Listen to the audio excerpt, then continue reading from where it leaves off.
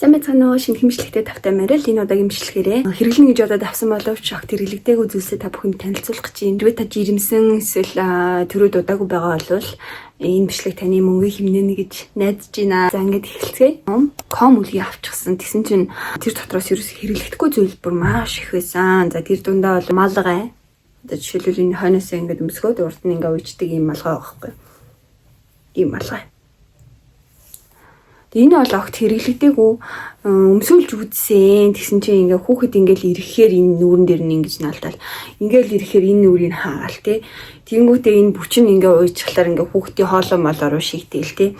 Айгүй хэрэггүй юм бэлээ. Энэ бол өмсөхдөггүй юм бэлээ. За тэгээд бас нэг хэрэглэхгүй байсан юм хараа.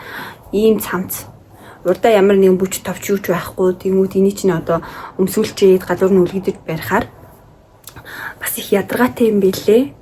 Тийм хэрэгтэй хэд бол бас биш байлээ. Тэгээд энэ үлгэний багцаас ерөөсөө хэрэгэлсэн юм маань зүгээр даавнууд л байсан. Нэг жоохон хөвөнтэй тэгээд даав материалтай тийм даавнуудын л хэрэгэлсэн. Тэгээд зузаан үлгий бас байсан. Тэрийг нэг эмнэлгээс гарахтаа нэг 2 удаа л хэрэгэлсэн байх. Тэрнээс бусдаар ер нь бол хэрэг болоогүй. Одоо би заримдаа нэг хаа нэг хүүхдүүд ихэд ормоор дившин өөрөөр бол ерөөсөө хэрэглэхгүй байгаа. Тэрний оронд зүгээр л та нар хэрэгтэй юм аа л түгээд авах хэрэгтэй. За цамц бол энэ цамц таалагдчих чинь энийг худалдаад авчи. Үлгий бол энэ таалагдчих чинь энэ худалдаад авчи. Даав хэрэгтэй энийг авчи. Зүгээр л тэгж ав. Тэгэхгүй бол комор нь авахар шал дими юм билээ. Манайх одоо 2 хүүхэдтэй 2 ком үлгий авсан. Тэгээд энэ одоо ингээд нэг комондо 2 шигтэй заяа. Тэнгүүд ингээ бүр 2 үлгийн нэг гэхэр чинь бүр 4 ийм хэрэггүй замс манд байгаа байхгүй. Энэ их л 2 хэрэглэдэггүй одоо ингээд зүгээр шкафанд хадгалагдчихж байгаа гэсэн үг байх нэ. Хүүхний толгой хамгаалагч би төрчөөд миний хүүхний толгой айгу том байгаа. Тэгээд октод маань хүүх гэхээр ингээд амд нь багтаж өгөхгүй ч байгаа мó нэг л эвгүй ерөөсө болж өгөхгүй. Тэгсэн мөртлөө ингээд уугч идэдсэн байхгүй. Тэгээ уугч идээд тахаар нь за ийм пяуэр ийм хүүхний толгой хамгаалдаг ийм авчих юм бол баг идчих юм байна гэж бодоод ингээд авсан. Тэгээ энийг ингээ хүүхнийхөө толгойн дээр ингээ наачдаг. Үнэхээр хүүхний чинь толгой молгон хагараад хүүхдээ хөөхлөхөд амар өвдөд байгаа бол энэ хэрэг болж магадгүй юм.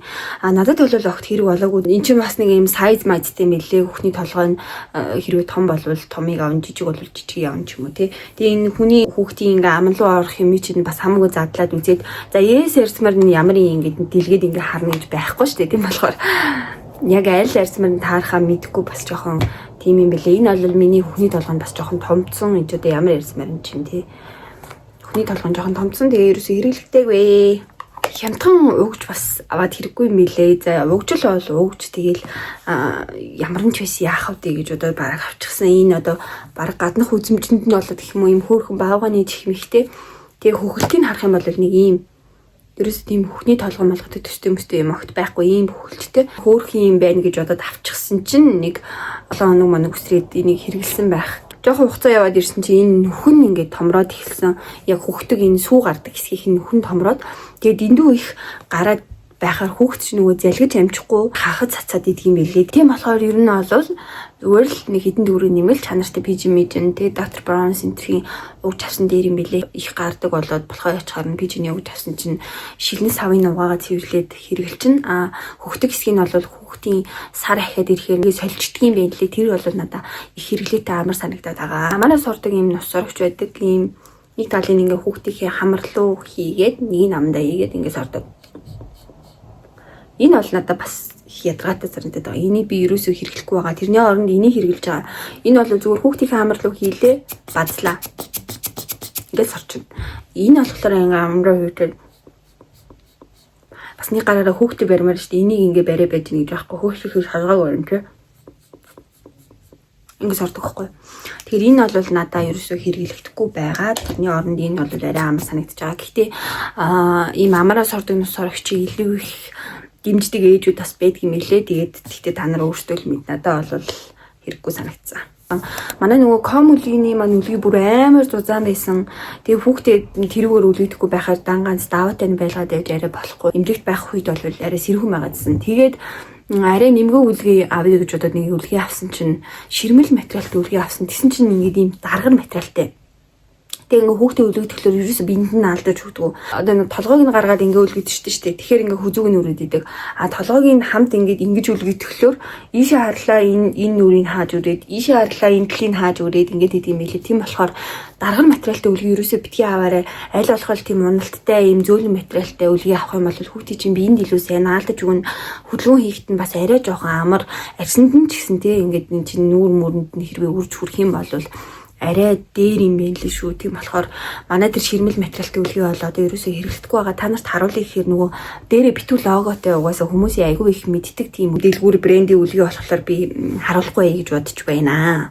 Тэгээ ер нь бол зөөлөн л материалтай үлгий аваарай гэж зөвлөе. Олон ширхтээ шажигнадаг тоглоом. Ийм олон. Энэ ингээ комор байсан байхгүй юу? Тэгээд авцсан чинь одоо ингээд ерөөсөө хэрэглэхгүй хогл болж байна. Манай охтууд ингээд дуурайд ингээд шажигнуулсан бол энэ л ингээд харна гэж одоо давж байгаа шүү дээ. Тэгээ яг энийг одоо ингээд хийгээд байвал ер нь бол яванд харахал ахaltaа. Гэхдээ энэ бол 1-2 ширхэг байх хангалттай мэл ийм олон ширхэгтэй байхад зүгээр л энэ тэнд хөглөрөөд байгаа байхгүй юу. За юм дотор хийгээ хадгалъя. Тэгээл хэдэн жил чадгалах юм бас бүү мэдтэй. Явандаа тоглох ч юм уу тоглохгүй ч юм уу бас мэдэхгүй л байна.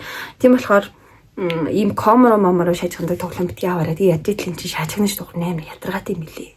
Зүгээр л мөнгөний гарц. Хар цагаан карт хүүхд нөгөө нэг хараан тогтох үед энэ хар цагаан картыг харуулвал их сайн байдаг гэсэн контрасттай ийм хар цагаан гэтэм харахаараа илүү хүүхдийн анхаарал төвлөрдөг гэсэн. Тэгээд тийм карт би бас авд юм уу гэж судалж ийсэн. Тэгсэн чинь тэр чинь айгу бас олон ширхтэй мэлээ. Тэгээд хүүхэд бас тэгэж их хартгүй мэлээ шүү дээ дэрж чинь. Тэрний оронд би яасан бэ гэхээр зүгээр Pinterest-ээс ийм хар цагаан зурагтж аваад хевлээд ламинаторччихсан. Тэгээд одоо ийм 2хан ширхэг байгаа гэхэд би ингээл хүүхдээ тами хийх урд нь энийг тавьчихдаг. Тэгээд энийг өөрөө хараад тэгээ хөөрхөн байждаг. Тэмүүдэм олон ширхэгтэйг ч авахаар бас л хөөлөрнөө.